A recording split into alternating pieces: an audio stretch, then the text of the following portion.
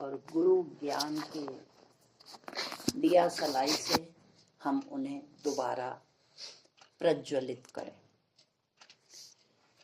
बहुत दिनों से हम इस आध्यात्मिक दिवाली की परंपरा को निभा रहे हैं। इसी संदर्भ में मैं भी इस परंपरा का एक हिस्सा होने के नाते इसका निर्वहन करते हुए आध्यात्मिक दिवाली पर जैसा भी गुरुदेव ने विचार दिया उसके अनुसार जो है हम आगे बढ़ेंगे। हम सबको पता है कि दिवाली 5 दिन तक मनाई जाती है। पहला होता है धनतेरस, दूसरा छोटी दिवाली, तीसरा बड़ी दिवाली, चौथा गोवर्धन और पांचवा भैया दूज। पहला है धनतेरस। जिन्हें धन में रस आता है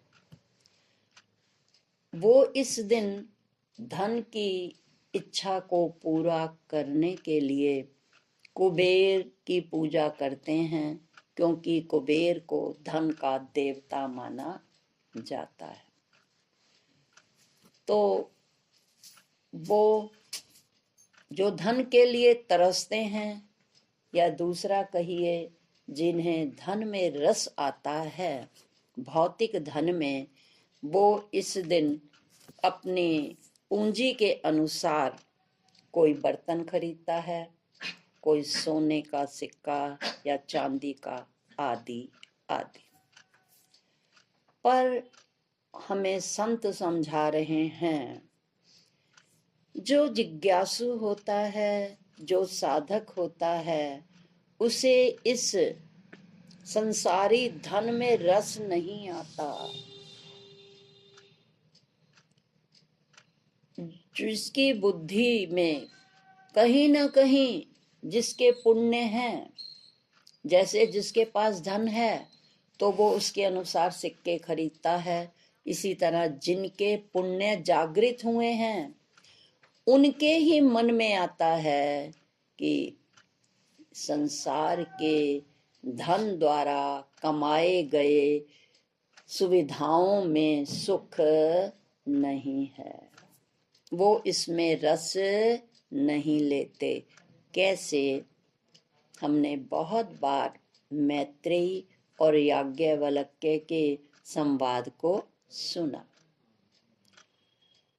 जब वो धन का बंटवारा करने लगते हैं याज्ञवल्क्य मुनि, तो मैत्रेयी जो लगभग उनके साथ रहती थी और उसमें संस्कार भी थे साथ रहने के कारण, तो वो कहती है, भगवान, अगर आपको इस भौतिक सुख में रस होता या भौतिक सुख, इस धन में सुख होता, तो आप कभी भी इसको छोड़कर वानप्रस्थ संन्यास आश्रम की तरफ मुख ना करते। तो इसलिए कृपया मुझे भी वो धन दें जिस धन को पाकर फिर कुछ पाना शेष नहीं रह जाता। तब उन्होंने कहा, हे मैत्रेयी, तुमने मुझे बहुत प्रिय लगने वाली बात कही है, क्योंकि जो संसारी है उसे संसार की बातों में रस आता है, प्रियता आती है, और जो परमार्थ का चाहने वाला है उसे आत्म तत्व को सुनने में रस आता है। तो वो कहते हैं, हे मैत्रेयी, अरे वाह, आत्मा श्रोतव्यो मनतव्यो निधिध्यासी तव्यो। हे मैत्रेयी, यदि आप आत्म कल्याण चाहते हैं तो आपको आत्म तत्व वाली इस ब्रह्म विद्या में रस लेना ही पड़ेगा। इस आत्म विद्या की तरफ जिज्ञासा करनी ही पड़ेगी। तो वो उसे जिज्ञासा को मैत्रेयी की देखते हुए उसको आत्म तत्व का उपदेश देते हैं। तो संत कहते हैं कि आपने अब तक इतने बड़े आप हो गए, आपके पति ने या जो भी है कमाई देने वाले, सब ने हमें कमाकर धन दिया, क्या हमें सुख तो मिला पर शांति नहीं मिली। तो वो कह रहे हैं पहला जिज्ञासा का दीपक जलाओ। जैसे उस कुबेर का धन पाने के लिए पंडित बताते हैं कि कुबेर के नाम का दिया धनतेरस पर जलाना चाहिए, पर संत हमें कहते हैं यदि आप इस संसार से ऊब चुके हैं, जिन्हें इस संसार में निरसता लगती है, ऐसे साधकों को जिज्ञासा का दीपक जलाना ही पड़ेगा। कहा किसी ने, अंधेरा बहुत है दीपक जलाओ, किसने मना किया है। अंधेरा बहुत है दीपक जलाओ, किसने मना किया है। क्या कभी इस मन ने तो हमेशा उजालों से किनारा किया है। क्योंकि सब लोग इस विद्या को सुनने में इंटरेस्टेड नहीं रहते। जब ज्ञान की बात होती है तो जो संसार प्रिय हैं या जो श्रेय मार्ग को नहीं चाहते, संसार यानी प्रेम मार्ग जिन्हें अच्छा लगता है, उनके सामने यदि देर तक इस आत्म तत्व की बात करो तो उन्हें उसमें रस नहीं आता। तब संतों ने कहा अंधेरा बहुत है तो दीपक जलाओ, किसने मना किया है। अरे इस मन ने तो हमेशा उजालों से किनारा किया है। जिन्होंने तप सेवा त्याग से मन मंदिर बना लिया है, जिन्होंने तप सेवा त्याग से मन मंदिर बना लिया है, वही आत्म तत्व में डूबे हैं, उन्होंने ही सच्चा आनंद पा लिया।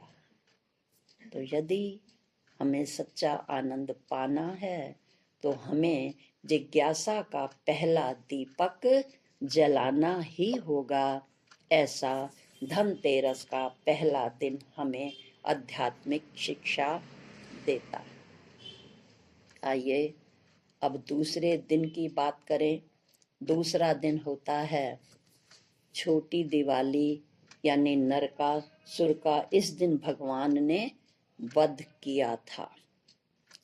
कहते हैं कि इस दिन भगवान कृष्ण ने नरकासुर का वध किया था। आइए नरकासुर कौन है। ये नरतन हमें किस लिए मिला है? नारायण को प्राप्त करने के लिए। आया यहाँ तो किस लिए और जाना है कहाँ, इतना तू गर विचार ले तो हो गया भजन। तो ये तन मिला है नर तन नारायण को प्राप्त करने के लिए, पर हम क्या कर रहे हैं? असुर का मतलब होता है आ मैंने नहीं, सुर मैंने स्वर, जिसकी बुद्धि, स्वर का मतलब है यहाँ बुद्धि, जिसकी बुद्धि या जिसका मन सबसे मेल नहीं खाता। हम सोचते हैं कि दो सींगों वाले काले जंगल में रहने वाले, इन्हें राक्षस कहते हैं, असुर कहते हैं। परंतु असुर का अर्थ है जिनका सुर नारायण से नहीं मिलता। ऐसे नर जो नारायण की तरफ सन्मुख नहीं होते, खाते हैं पीते हैं कमाते हैं चले जाते हैं, तो उनका जीवन कैसा है? नरक की तरह है। वो समझ नहीं पा रहे। और कई बार जब परेशान होते हैं तब हम कहते हैं कि पता नहीं मैं तो कौन से घर में आ गई, सारा दिन कलह कलह होती है, नरक बनाया हुआ है हमारे घर को। तो नरक कौन है? ये भी हम कहते हैं कि नरक और स्वर्ग ऊपर नहीं है, जो भी कुछ है यहाँ है। स्वर्ग का क्या अर्थ है? यदि हम संधि तोड़ते हैं संस्कृत के अनुसार, तो स्वर्ग का अर्थ है सुवर्ग। अच्छी कैटेगरी के लोगों के साथ अगर हमारा निवास होता है, अच्छी श्रेणी के लोगों के साथ यदि हम रहते हैं, तो समझिए वो घर स्वर्ग है। पर कब हमें मिलेगा अच्छी कैटेगरी? वो नहीं बनाएंगे सामने वाले, हमें ही वैसा वातावरण बनाना पड़ेगा। पर कब बनाएंगे? जब हमने महान पुरुषों के श्री चरणों में बैठकर कुछ सुना होगा, और उस सुनने का यदि हमारे जीवन में कुछ पड़ा होगा असर, तो हम अपने परिवार को सुवर्ग स्वर्ग बना सकते हैं।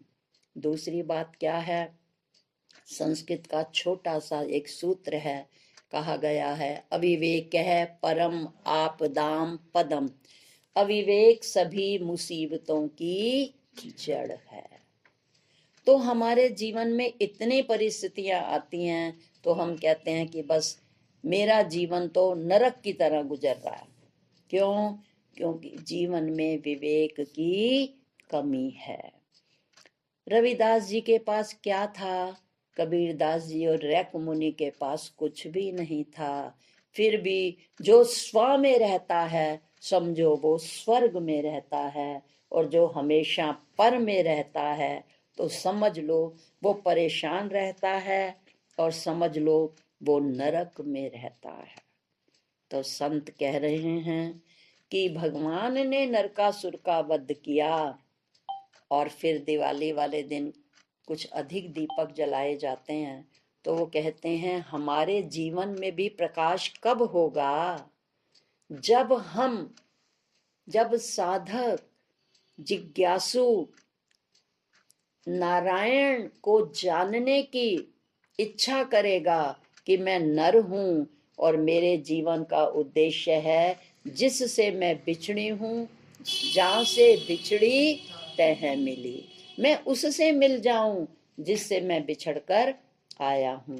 तो जब तक ये नर उस नारायण से नहीं मिलता, तो इसके जीवन में बाह्य कितनी सुख सुविधाएं हों, पर उसका जीवन नरक की तरह ही होता है। दूसरा, हमारे चित्त में उठने वाले ये जो जितने भी वृत्तियां हैं, कुवृत्तियां हैं, दुष्वृत्तियां हैं, वो हर समय हमारे अंतःकरण को परेशान करती रहती हैं। आपने पढ़ा है गीता में भगवान ने क्या कहा है? यही काम यही क्रोध है रजोगुण से हुआ। दूसरा उन्होंने कहा कि काम क्रोध तथा लोभ नरक के ये द्वार हैं। तो अगर हमारे अंतःकरण में यही काम क्रोध लोभ मोह ममता की दुष्प्रवृत्तियां हर समय लहरें मारती हैं, हमारे अंतःकरण में यही वृत्तियां उठती रहती हैं, तो समझो हमारा जीवन नरक के समान है। तो दिवाली का ये छोटी दिवाली का दिन हम जिज्ञासुओं को प्रेरणा देता है कि यदि हम अपने जीवन को स्वर्ग बनाना चाहते हैं, स्व से मिलना चाहते हैं, तो हमें ज्ञान का दीपक जलाना ही पड़ेगा।